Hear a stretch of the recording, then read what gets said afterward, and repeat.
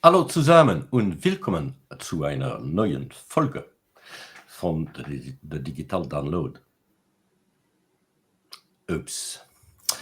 Good afternoon, good morning, and good day, wherever you may be joining us from. Welcome to a new edition of The Digital Download, the longest running weekly business talk show on LinkedIn Live, now globally syndicated on TuneIn Radio through IBGR, the world's #1 business talk, news, and strategy radio network. Today on the Digital Download, we're challenging conventional growth strategies. In the frantic race for innovation and market share, many businesses overlook their most valuable asset, their people. We have a special guest, Mark Cowieson, to help us with the discussion. While many leaders merely talk about people first, Mark truly lives it. Beginning his career as a mechanical engineer apprentice at just 16, he has risen to become a CEO and respected leader in the energy industry. But before we bring Mark on, let's go around the set and introduce everyone. While we're doing this, why don't you in the audience reach out to a friend, ping them, and have them join us? We strive to make the digital download an interactive experience, and audience participation is highly encouraged. Tracy, would you like to kick us off? Please. Oh, yes. Start at the bottom. Good morning, everyone. I'm Tracy Borison, founder of TLB Coaching and Events, a proud partner of DLA Ignite, who, if you don't know already, you will learn about when Tim introduces himself. And I mean, I'm a big fan of humans and what humans can do. So I'm really excited for this conversation today. Excellent, and I can only share what you just said. So, Tim, would you like to introduce yourself? Yes, thank you. Thank you for watching. My name's Tim Hughes. I'm the CEO and co-founder of DLA Ignite, and I'm famous for writing the book Social Selling: Techniques to Influence Buyers and Change Makers. I'm wearing a pink shirt in homage to Tracy's headphones. Pretty soon we'll all match. And I'm wondering whether I clash with the guest, but and I just want to say that Adam sends his apologies. He's taking his daughter.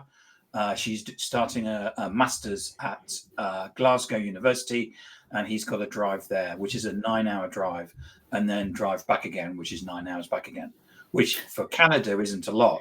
But in the UK, it's like infinite.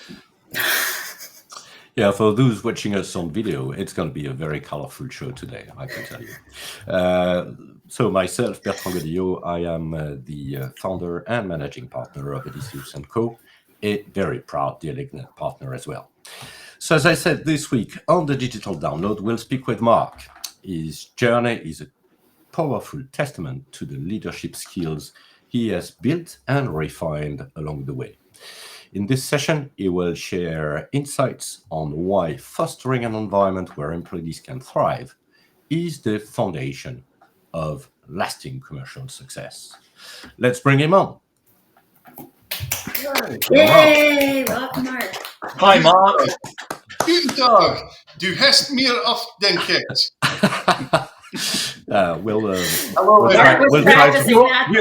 I'm not sure we want to translate that. Happy Friday. Mark, good afternoon and welcome. Can I just butt in, Bertrand? Yeah. Because Mark has been a watcher of this show for probably since the beginning, and he's always provided amazing comments, amazing jokes. And he's come on today, and it's the first time that we've ever met you, and I kind of want to give you a hug and stuff, but I can't. That's how everybody feels when they meet me, Tim. Yeah. Mark, and I don't know. I can't really put it in words, but I just want to thank you. No. Thank you for watching, and thank you for coming on, and thank you so much. No, if you create engaging content, then that's what brings people back. So, yeah. Right. And Ross Jolly has already made the comment. Good to see the shirts are still as dull as ever, Mark. A lot of thanks to Ross. Ross worked with us for a wee while, and he helped us with a particular marketing strategy that I had in mind. Shirts happen, but safety matters. So Ross did a lot of help helping us get that off the ground, and it meant I had to go and buy a lot more shirts. So. And you have more friends joining us, Mark. So that is Hey, really Craig. cool. Craig Allen says, looking forward to this. Great to see you, Mark. And Craig is actually talking to Ross, which is good, which is saying, I got my shades on, mate. What I'm not going to do is I was thinking of maybe doing a change halfway through, but I'll save everybody from that. Okay, good. Okay, Mark. So why don't we start with having you telling us a little bit more about you, your background, and what led you where you are today. So my father was in the oil industry leader. He worked his way up through the drill floor in the oil game, and he was before he retired, he was the leader of a large drilling organization, global drilling organization. I said, "There's no way I am going to follow him." I left school 16 and took on a mechanical engineering apprenticeship. Forward 8 years, I joined a Norwegian company after that, and that was kind of my journey, particularly getting to know good company structure, good culture, where you were no longer a staff number, you were very much somebody who had a say in the business and how the business was run and organised. And I went on from the age of 22, 23, I was in charge of large projects, a £25 million project for hydraulic engineering design on drill ships in Korea. I've been very lucky. I've travelled the world. I've been in leadership roles. I said I wouldn't follow my old man, but I did into the drilling game, starting off as an operations engineer, made it all the way to the heights of operations manager, in charge of up to 1,200 people across 27 operations. Working with some of the big oil companies at the time, the Shells and the Marathons and Chevrons, for example. And then I've been a director of two businesses. I was a director of a fire protection business. Throughout COVID, we were the only part of our group that still made profit, unlike many other businesses. Private equity is a tough place to be. And then I got an opportunity. My business partner is a friend of the family.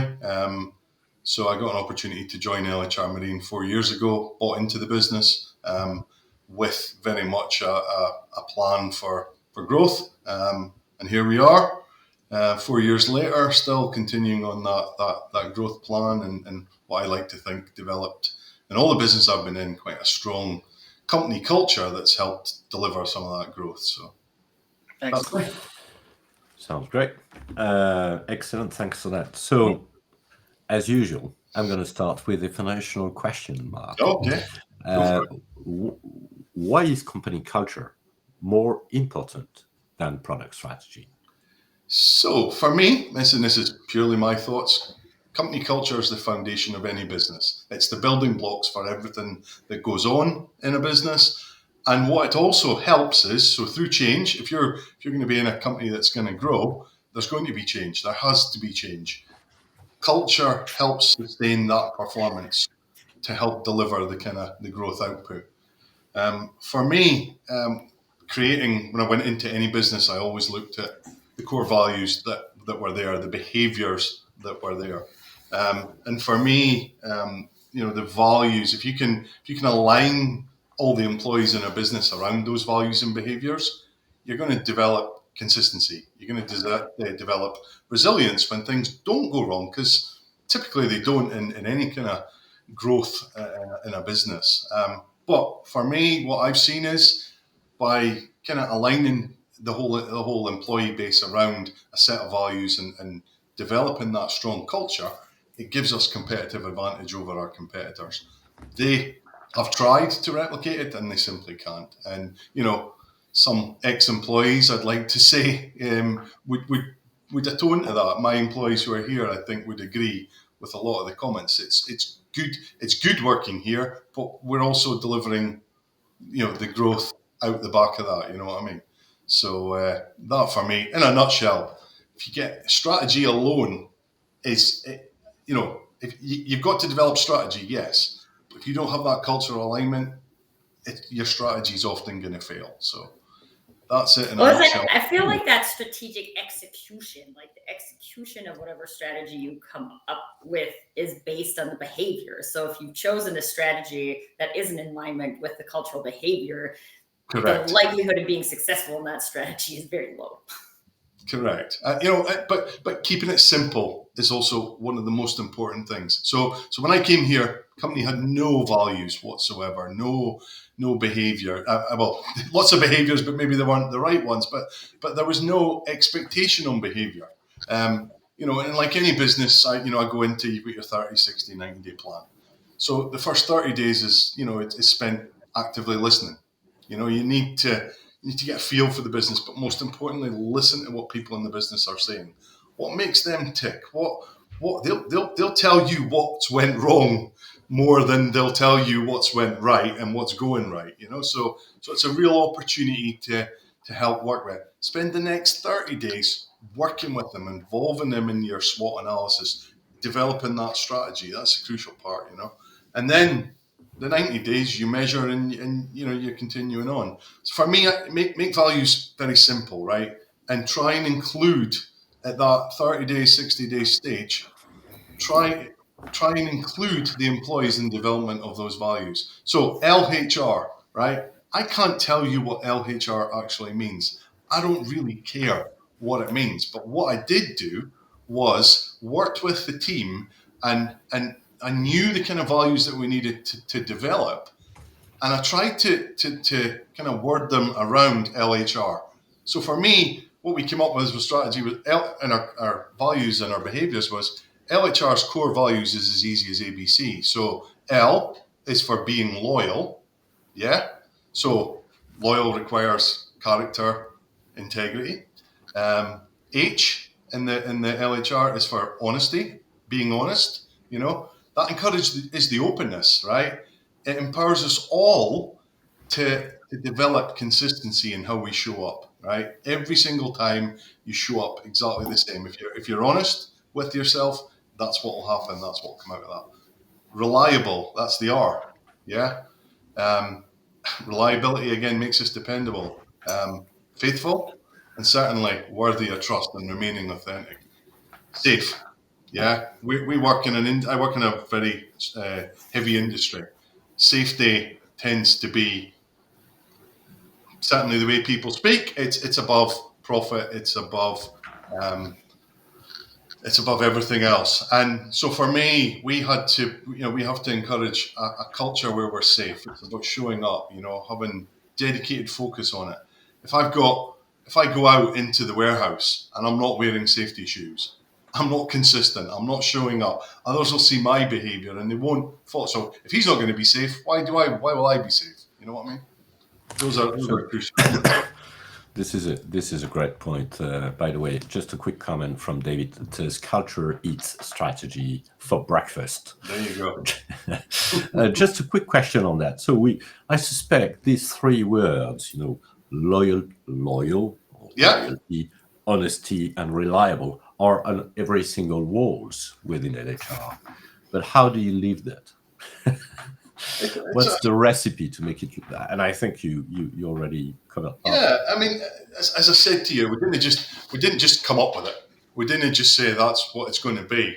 Remember I said to you that through loyalty, it's not just about being loyal to LHR. It's about being loyal to the procedures that we've developed, the processes that we've developed. It's about being loyal to our supply chain partners. It's about being loyal to our customers, and by creating procedures that consider those particular values, you need to make it easy for the employees to show that or to be loyal throughout everything they do. So and there's lots of different ways to kind of when someone shows loyalty and you look at reward mechanisms, right? So you need to make sure that you celebrate those times that someone's lived a value at the end of the day. But you use the words loyalty, honesty, and reliability. The way we've changed that slightly is it's about a value is something you can be. So ultimately loyalty is the big at the top, but you're being loyal, you're being honest, right? I'd rather, if we had a challenge somewhere, I want someone to be honest about that challenge. Most importantly, if we can capture lessons from it and then revert those lessons back into the process, and so that we won't get that same repeat. I worked in a business where we ordered valves from this company, and we asked them to stamp the valves, right? Every time we wanted them to stamp. Now, we were getting them delivered and they weren't stamped with the numbers that we wanted on them, our kind of asset number. So I found out that the culture in the warehouse area was that when I challenged them on it, I said, well, why do you not tell anybody? That company does it all the time. I think we've done it 19 times. And I'm like, wait a minute. had you stopped at time number 1 and then allowed us, being honest about it, told someone about it, allowed us to then feed that back to the company and say, hey, we ain't going to accept your valve. Come and pick it up and come and take it back. We asked for it to be stamped. We ain't going to accept it. We ain't going to pay you your money, right?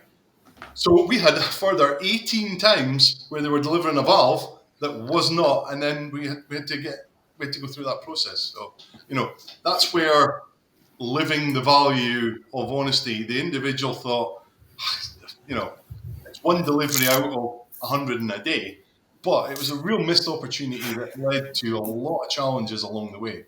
You know what I mean? Does that answer the question? Yeah, Mark, I have a question because, well, from a marketing point of view, people love to just choose values and write them on the wall and make people memorize them so they can regurgitate them. But then they don't get lived like that. And I'm also wondering, because I've seen a lot of people with a lot of values, like 7 or 10 values on their website. You mentioned 3 that seem to go like deeper, and there's like a lot of intention to bring those to life throughout the organization. So do you have a recommendation on how many values is too many values? It's a very, very good point, but listen to what I said at the outset was I worked for a company called Smedvig, and they had 4 values: SAIL, safety, accountability, inspirational, loyalty. I know them because I lived them. I was also part of the organization who, and this is the crucial thing about how those values become livable, is integrate them in everything you do. Integrate them in your hiring process. Integrate them in the coffee, the morning tea break conversation. Integrate them, reward people when they recognize things like values. So I'd never restrict people on the number, but you need to try and make them memorable. The one thing I remember from Peter Smedvig, his great-grandfather had a ship, the clipper ships, the big sail ships with the sails on it. And the way we remembered it was we had a picture of a ship, and we put a P on a sail, and we created another value, an extra value, proactivity, which came out of the conversations with the feedback and the employees. So what you effectively had in your head was picture of a sail, P, sail P with the values: safety, accountability, inspiration, loyalty, proactivity. So to me, key things about making them memorable, make them visible in everything you do, and particularly in the leadership roles, make sure that you reference those every single day. I saw there's a great podcast out right now from Bob Keeler, one of our industry leaders. And if you've not seen it, go and have a look. It's a tap room talk that he did with Kenny Dooley at OGV Tap Room. And he talked about how he had developed a set of values with his leadership team. And one of the values was about caring for employees. And somebody in far country overseas wrote him an email and said, hey, you probably get these emails all the time, but we've got this particular staff member. He's got a disease and he needs specific medicine, and he blah, blah, blah. So he put back, okay, that's fine, no problem. So they looked more into it, and what had happened was he was able to, the first year, the insurance covered it, but he needed this medicine to continue his treatment, but he couldn't afford it. So his leader was effectively asking if the company could pay for it. Right now, get back to the crux here. What Bob did was, as the kind of chairman of the business, he brought it into his leadership team meeting. In fact, his HR manager brought it up to him just before the meeting. He said, "Well, listen, I was going to bring it up, but why don't you bring it up?" So he brought the situation up in the meeting, and immediately the leaders went, "Well, if we do it for him, we have to do it for everyone else." And then what he did was he turned it around and he went, one of the other leaders said, "Oh, wait a minute, our core value is care. If we're not going to show up for this particular employee and we've got no choice, we have to do it. We've created this value of care. This is us showing up and doing it." And actually the HR woman burst into tears because they came out of the meeting agreeing to do it, burst into tears and fell into Bob's arms, and she said, "You know what, we developed all these values. I never thought that a conversation about helping an employee would come back to the value conversation, and it's crucial as a leadership that you deliver that back." And it's a real poignant moment. I'll maybe put on the comments, I'll put a link to the to the particular session. He can tell it better than me, but for me, it was really, really powerful on values and how it is. One of the things I did at one of the companies I've got, and we do performance reviews. I'll use the word performance reviews because the word appraisals was what they used to be called. And there was a particular organisation in the northeast of Scotland that used the word appraisals and used it to score a scoring mechanism and paid a lot of people off. And I mean hundreds of people. So for this organisation and the people working for this organisation, the word appraisal fell on dumb ears, and it felt like you were going to be scored. So they didn't really participate in the process the way that they should have. They weren't as honest as they should have been because they were worried that they would get someone fired, for example. So what we did is we went away and we said, right, okay, our values are X, Y, and Z, safety, accountability. Let's try and make the performance an annual event between a leader and their subordinates. Let's make that up with a set of questions about how they've lived those, at the point, 5 values. And it was a much better conversation around personal development, employee development, and the strategy for moving forward, rather than, I'm going to score this person based on here, safety, for example, or being safe, for example. A leader could reference a particular time that an individual stepped in and prevented a potential incident, right? And how he stepped up and he put it forward to such and such. And so how somebody showed up. And when you continually do that as leaders to your subordinates and your employees, then they'll believe in those values and they'll live them with you, if you know what I mean. Because they're striving to be, everyone strives to be better. Well, most of us do.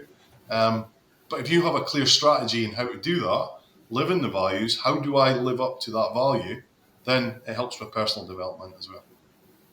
So what stops, I got a really important question, I think.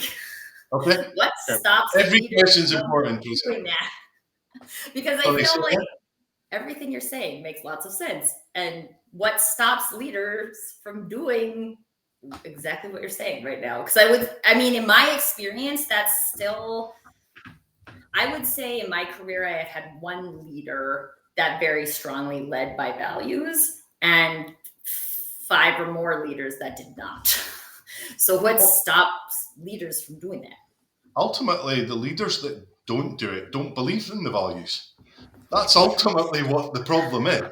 And it's you know, ultimately that's what it is. You know what I mean? I mean, a lot of businesses develop values and missions and value and state, you know, and a lot of them are same, and that's it. They do it because they're they're commercially going for a commercial tender, they need to show up and have mission. It takes up 2 pages at the front of a tender, and it looks good, right? So they're not living the values that leaders, and I think that's what the barriers are. They've not been they're either not been involved in the process of development, so they don't believe in them. They've not had or they've not had that situations where it's been embedded into everything they do. You know what I mean? Every process that we've developed here and the places I've worked all falls back to a company value somewhere. You know what I mean? A behavior that we're trying to encourage, right? So I use the word LHR's values are as easy as ABC. ABC are the behaviors that we expect people. A stands for accept accountability. B, build relationships. C, challenge and collaborate, right? So of those behaviors, you can integrate that in just about everything.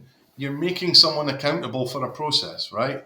As I say, we hadn't made an individual, that Valve story, we hadn't made that individual accountable, or at least we thought we had, but we didn't give him the encouragement to be able to feed it upwards. As a business, we had a business of 1,200 employees. We had 9 non-conformance reports. Okay, so that was a shock for me to just have 9. So 9 opportunities for learning, right? What we did was we trained people. We looked at the process. There was clear changes we needed to make to the process. We trained people on what the expectation was. People thought an NCR was a bad thing. People thought it was a bad mark against their department, part of their P&L would affect their P&L, would affect their performance, it would affect their bonus. You know, it wasn't about that. It was about leadership hadn't really emphasized and shared with people what the expectation of an NCR actually was. The next year, we had 240, I think, NCRs. And that meant that we were able to change the process for the better in line with the core values and our behaviors. That makes sense? Yeah, it does. It does. We do have a comment from the audience, and this is from Ross. Sorry. More often than not, they are the values are very generic and rarely differentiate between companies. Hence, many employees simply ignore them. I think that, as you said, this is one takeaway for me today. You know, the value is something you can live. Yeah, and as I say, and I think to follow on from Ross's very pertinent comment, that if you was to ask an employee, that's probably the answer they would give. The answer I'm giving as someone who's developed values and has changed the processes in an organization, if you don't do that part of it and you don't set the expectation for the employee, then they are going to ignore them. You know what I mean? It's as simple as that. If you don't show up, you don't as I mentioned, reward. We used to do there's an offshore. There's an opportunity for an observation, right? And it was called the stop card. DuPont were the first people that did it. They had DuPont, the explosives people, an explosives factory, and they kept blowing up their employees. So what they did was they moved the families of their employees into the blast radius of the plant. So all of a sudden they stopped blowing up themselves, right? But what they did was the employees went, well, can we get something different? So they developed the stop process, right? Which was an intervention, make an intervention when someone saw something that wasn't quite right, an opportunity for improvement. But in the offshore industry, it became, you must put one stop card in a day, right? So because it became an expectation to put one stop card in a day, people did it because that's what the company wanted, right? There was maybe a leak in quality because of that, and it's quite clear those who weren't buying into the program were there. We changed that round and we said, look, in a 12-hour shift, right, you will do at least one thing for safety, right?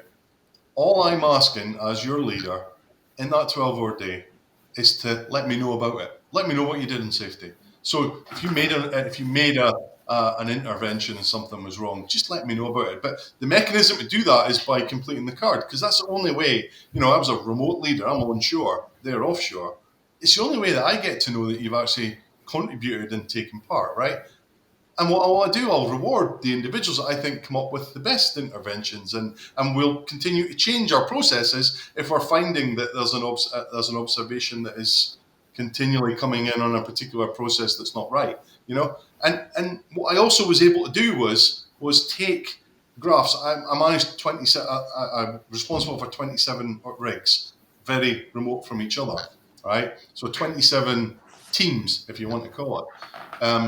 I can tell you that the most active in the observation program, so those who had the highest numbers of participation I should even say, were those it was the safest site, and they had the fewest first aid cases, fewest incidents, and most proactive, as in they were the ones who were changing their processes more often because they were capturing the learnings, right? And see, when you change it round from, I want one a day, to, I want it differently, think of the core value to be safe.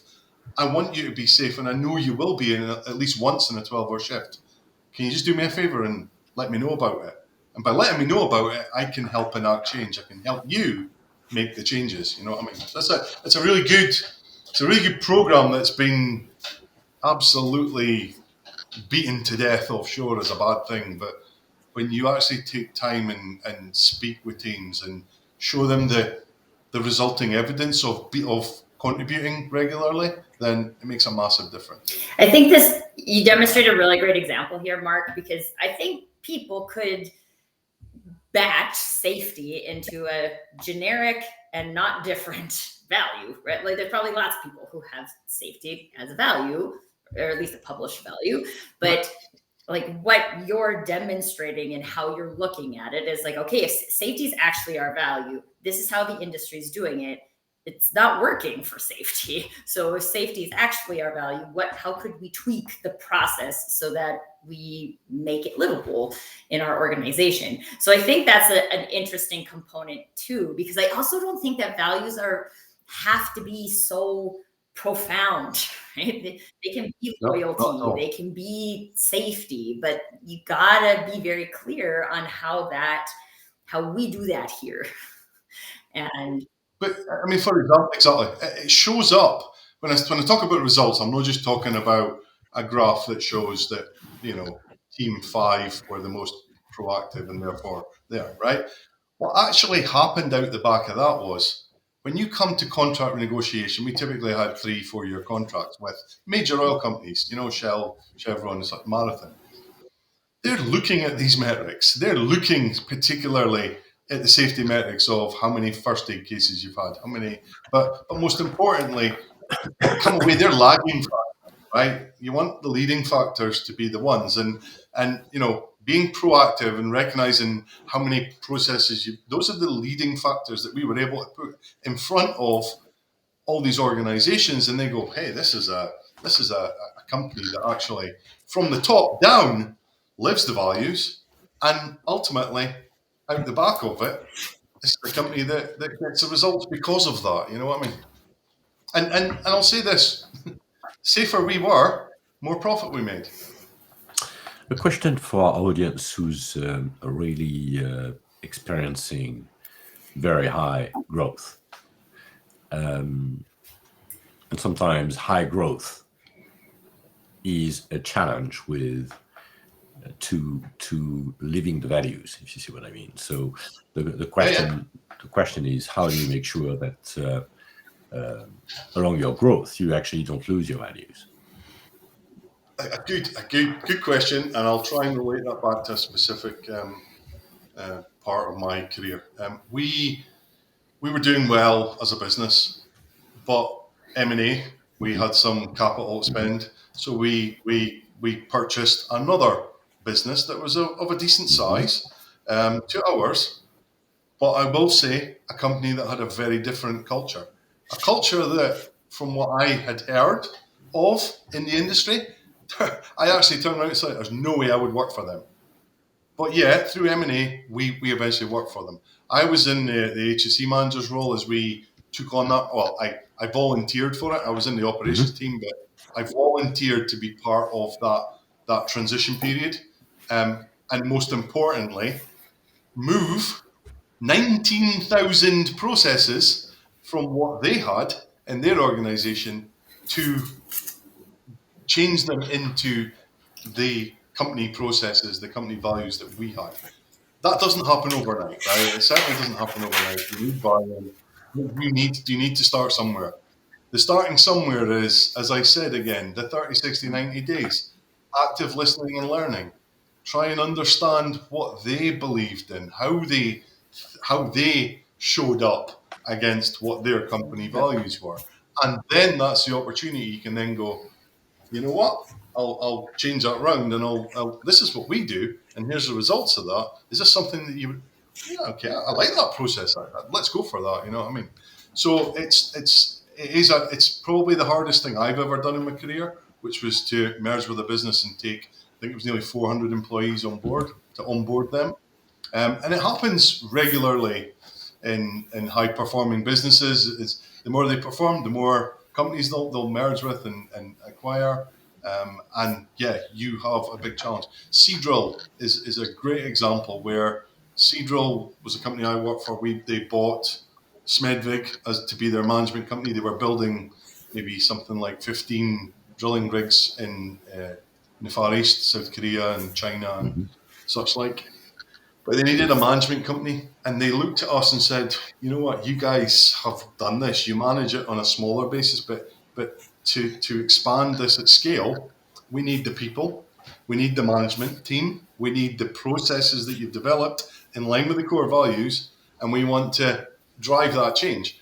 But what you ended up doing, you try and get, so say an average rig is about 120 people times 15. They're just not available off the street. And they've all come from very different companies with very different cultures. And you'll get some people that will fall to the side, that's for sure. I've seen that, where people just couldn't handle the kind of inclusive culture. They were used to a dictatorship, wanted to do their 2 weeks and then go home again. That was it. You know what I mean? They didn't want to be a voice. They didn't want to be included. They just, that's fine. It happens in every business. You're not going to convert everyone as hard as you try. You need to recognize that. But the more you convert, the more they'll help you bring others along the way. So another, yes, sense? it does, and I do have another question on this, and that is around high performing people. Very high performing individuals do not buy into the values. So how do you manage this? Good question. It's a very, very good question. High performing. So I'm trying and bring it back to examples where I can. So let me think of someone along the way that I knew of. Yeah, no, I'm gonna. That's a tough one. I mean, listen. I've been guilty of it. When you're under a lot of pressure, you've developed your strategy. You've set yourself that high growth. You're working till you're up at 5 a.m. and you're working till 10:30 at night. Those things, there are things that definitely fall to the wayside. And at the end of the day, bring it back to human behaviors again. They need that check and balance. There's a certain individual who's in the White House right now who class as a hyper individual that doesn't necessarily live some of the values of the country that he leads.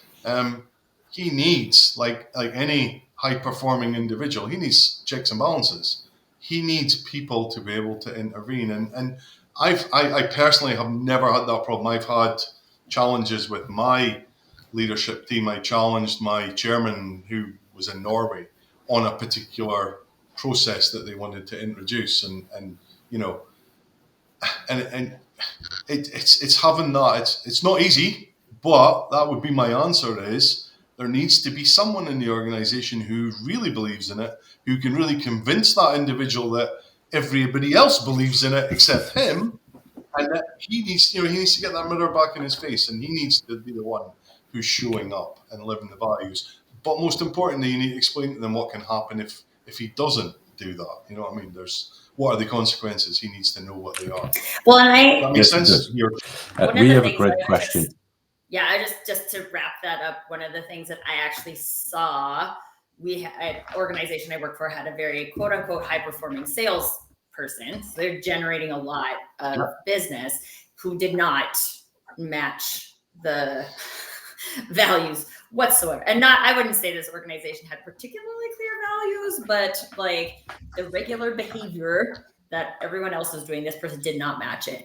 And that person ended up getting let go because of all of their headbutting with everybody else. And it increased the profit that the company was making, even though they lost their number one salesperson. Yeah. It's a very, very good point. And what you need to do with that as the leader who would make that choice to let that individual go, when somebody, and this is a crucial thing about showing up as a leader. So we've had individuals that I've let individuals go who haven't met our expectations, who haven't lived the values, but what we've done is we've certainly let the individual know that those are the reasons. But we've let other members in their team know. We've made it clear that, as you know, the expectations we've set, the high standards that we've set, the values that we've created that we all want to live to. If someone's not willing to follow those, then there's probably a place for them out with the organization, and they're not welcome on the bus or the train as we head on to high performance. You know? Yeah, if you let toxicity into the company, then everybody looks at it and goes, "Why are the leadership doing that?" And immediately that gives everybody the green light, basically, to be toxic. But what I've also seen is where that's happened and they've let someone go and just moved on, not said nothing about it. You know, I remember we held a town hall where we let a very senior member go. And we held a town hall and we explained the reasons why we let that person go. And it was a real show up of strength in leadership, but also strength in the belief of the values that we've all created. You know what I mean? And we all live. So, you know, it's very, very powerful, that message. I'm trying to think of the exact, I know what happened. I'm trying to think of the exact example. Bertrand, you had a question. So. Yeah, we have a question from the audience, from Santana, who says, question, I think it is very important for us to connect cultural values to the direct business outcomes. How do we do that? Any thoughts? Very, very interesting. No, absolutely. You need to translate the values into those specific behaviors that people can see. Okay, that's what you need to do, right? But integrating them into everything you do. And I said it earlier, it's the hiring process. I remember when I went to a Norwegian company and I went in there and I'd done all the prep, I'd done everything. The one thing, I sat down and the first question I was asked, so this is our core values. What's your take on how you going to, how would you live this particular value? I was like, you know, but what I did, I joined that organization, right? I learned and really got into the core values. I learned the process. And every single interview I did from then on, I used the core value piece because I was able to use it as if an individual couldn't answer it, it was also an opportunity for me to share, hey, I'm the top man here, I'm a leader. This is what I believe in, and here's how I think that if you were to join this organization, you could be a part of that. This is how you can help us with the growth part of it. You know, so you do into that. I mentioned it, performance reviews. It's a really crucial thing. Recognition. So I mentioned it earlier. Recognizing when values are being lived, not necessarily being broken or not followed at all, but when people are really showing up, and that show up moment, let people know about it. Recognize people. The other part is to hold people accountable, right? Absolutely holding people accountable for being of role model, right? I worked in an organization where we had, quote unquote, 340 leaders, okay? I generated a leadership, 2-day leadership seminar. I created, me and my sidekick created a 2-day seminar. The first question we asked, now I managed half the business, my sidekick managed the other half. So you had 60 people in the room on 6 or 7 sessions. I can't remember how many it was. But we asked one simple question. So we'd sent them a letter to say that as a leader in our organization, we use the word, as a leader in our organization, we invite you to attend a 2-day leadership seminar where we will look at X, Y, and Z, right? First question we asked was, I know some of you, I've recognized some faces, some of you maybe don't me, we work remotely, so it's not easy. So one of the questions I asked was, who in the room are leaders? Show of hands, who in the room are leaders? Less than all the 6 sessions, half the room put their hand up. Right? So they didn't even believe, even though we told them your role. So what we had to do is we sat them down in that 2 days and we got them in their leadership groups. So there was one group of leaders where we took out the job title at the top of their job description, right?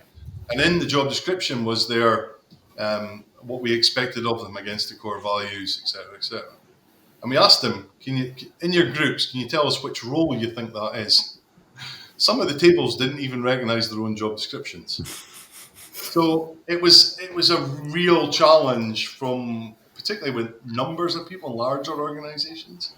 You really need to make sure it's embedded in the what you do, the how you do, but most importantly, that continual review, the continual recognition, the continual mirror up to yourself. How have I used to ask myself a question, how have I lived the values today? Just that one question. I think we developed some stickers that they put offshore on the mirrors, as they brush their teeth. How have I lived the values today? You know what I mean? How have you lived the values today? So they saw it when they went to the mirror. And just that consistent, review, consistent reflection. One of the things that you need to really do is get feedback on your own performance as well, right? That is from your leadership team, but also your employees. Ask them, how have I been showing up? You know what I mean? And you'll get that occasion where, remember that one time you did this? I didn't necessarily agree with that. And I said, brilliant, thanks for telling me. See, next time, make sure you tell me then. Don't tell me now. Tell me then, because that's what I encourage you to do. I'll learn from it. You'll learn from it. And, and when someone with an observation system offshore, when somebody would intervene, right, you'd often get grumpy guts that would turn around and say, I'm just doing it quickly, or leave me alone. You know what I mean? But when you make it embedded in the culture that it is the norm to be intervened upon, that's a big differential. You know what I mean? So linking that to the business outcomes, yes, you ultimately will drive the business outcomes are what? We're all in business to develop, to make profit, yeah? Absolutely. That's what any business exists for, right? The crucial thing for me is that you need to sustain that performance of the strategy you've developed. And the only way you can do that is to build that cultural foundation. Once you've got that cultural foundation, you then continue the review of that culture and how things are going. That is how the link between the business performance and the values is that's where the synergy comes in. Hopefully I've answered that question. Yes, that's what I was thinking too, is just that I think a lot of times people assume that you can have values or you can have performance, and instead of looking at, okay, we desire growth and we desire to live these values, so how are we going to achieve this growth by doing the things that we value? And then you build the solution. So we did, I mentioned 30, 60, 90-day plans, right? So when you're doing your analysis, you're doing in a certain role, you look at the financial performance. you'll look at what's your sales pipeline look like. You'll look at what can we actually achieve, and you'll set yourself some goals and numbers, right? That's financial planning. That's what that is, right? At no point did I turn around and say, I need to make sure that I want to double growth and I need to link that back to a value. At no point did I even think of that. I knew that if I don't get the values right, I don't get the buy-in of the employees, I ain't making sales. I ain't delivering performance. I'm not able to put in systems that help me deliver what I need to do financially. So as much as there's a link, it's not one that you really need to think hard about. It's, companies that are successful typically have a strong, good culture right at the heart of them. So, quick question before I take Ross' question, because I think this is a very good question in the chat. So, I'm sure nobody has ever experienced the fact that you are a manager within a company who doesn't have very strong culture, and you're crazy enough, to be willing to develop a proper or a better culture in your team, but not necessarily with the backup of your senior management. Yeah. How can you make that happen? First of all, is it a good idea? And then how can you make that happen? Sorry, can you just give me that again, Bertrand? Sorry.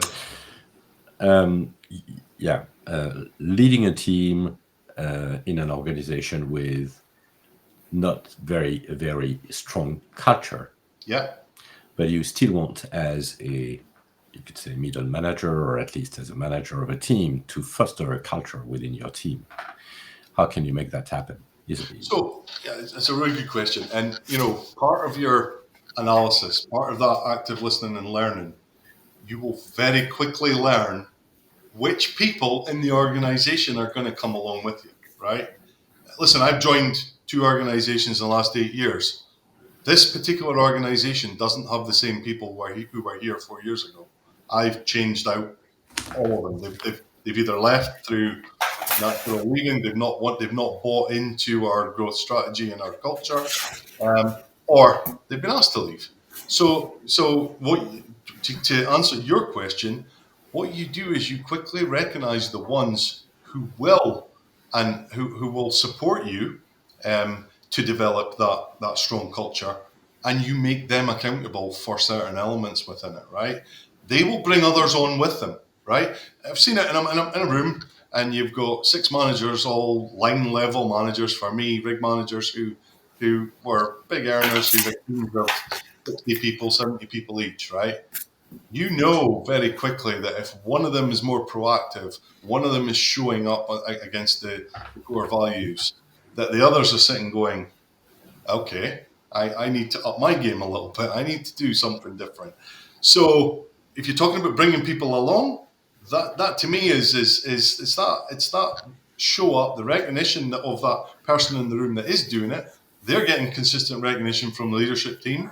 The results are obviously taking care of themselves. As I mentioned, if you've got the right culture, then right safety culture, it will take care of itself. Having that kind of proactive culture, then ultimately the results will come with that. And that individual has either a choice to join in and support that, or maybe ask to leave the business. All right. Maybe one last question. Sure. How do you work backwards and convince the board that they need to? Quantized technology and asset software comparable to that. How do you convince a boardroom that it deserves this? That culture deserves the same investment. When everything is all the same. What have you got?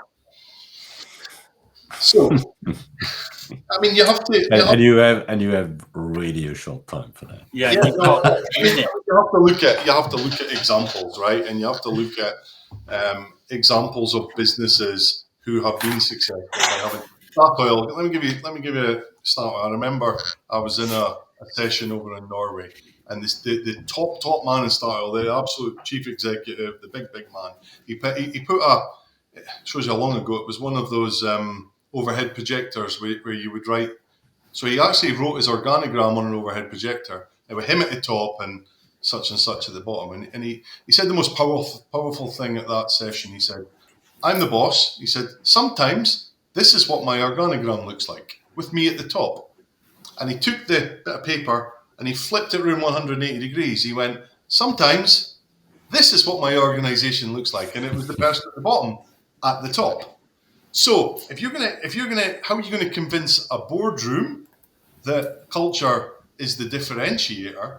You have to look at examples of businesses that are out there and already done it. And as I said, there was a particular business that I didn't like the culture of, and I would never look at them. You know what I mean? We won a contract. We part of our culture was to be involved in the community. Right? It was a particular part of our values where we wanted to show up, and it's part of our corporate social responsibility. We actually we were one of the first sponsors at Pataudry. And the contracts team in this organization, it was between us and another contractor. And they saw each other and went, these companies, they're both pretty similar, they're both the same. And just at the point they were asking that question, who we're going to pick, our name came up on the advertising board at the football at Pataudry. And they both looked at one another and went, well, they support our local home team. They do a lot more in the community. That's a differentiator for me. Mm-hmm. And we actually won, I know, feedback from these people, we won a contract because of, to me, bringing it right back to the culture. Great. Well, Mark, really, thank you so much. Thank you, Mark. We could keep this going for hours, I'm sure. Sure we could. Thank you very much for the guests and the questions that they put in, because, without them, we wouldn't be here. So, thank you. Where can we learn more, and where can we find you? So, www.lhrmarine.com. That's my website. We're a safety equipment and marine equipment supplier. We are the largest distributor in Europe for fall protection equipment. We work with all the big people. We've part of our growth strategy. We've significantly increased our stock holding from something like 200,000 to nearly 3.5 million in Aberdeen in 4 years. So if you want it, we've probably got it, but it's backed up by specialists, and we work with people, and we've got some really good, strong supply chain partners that provide support for us. You can also, on YouTube, put in "Shirt Happens But Safety Matters," and you'll see some short, less than 3-minute videos of me in all my collection of shirts. I want to see that. Shirts, including some of the benefits of some of the key factors of the products that we sell, and why you should consider them. So that's where you can find me. And most importantly, if anybody wants to hit me up on LinkedIn, you should go there and send me a thing. I'll just leave you with one thing though. You asked me, you sent me a question, you didn't necessarily answer it during the day, but there's a principle I use that helps me create an environment where employees flourish, right? So I named it the beer principle. Okay? B-E-I. Give them beer. Beers principle. B-E-I-R-S. So be visible, encourage open dialogue, invest in personal growth, recognize and reward, and the S, support flexibility and well-being. The beers principle. I'll put it in the comments for you. Put it in the comments. Excellent. Well, thank you so much, Mark. We now have a newsletter, so don't miss an episode. Get the show highlights, beyond the show insights, and pieces of information on our upcoming episodes. You may scan the QR code on screen. Thank you, Tracy. Or visit us on digitaldownload.live/newsletter. On behalf of our panelists, Mark, thank you so much, and thank you all, and see you next time. Bye-bye. Thanks, everyone. Bye.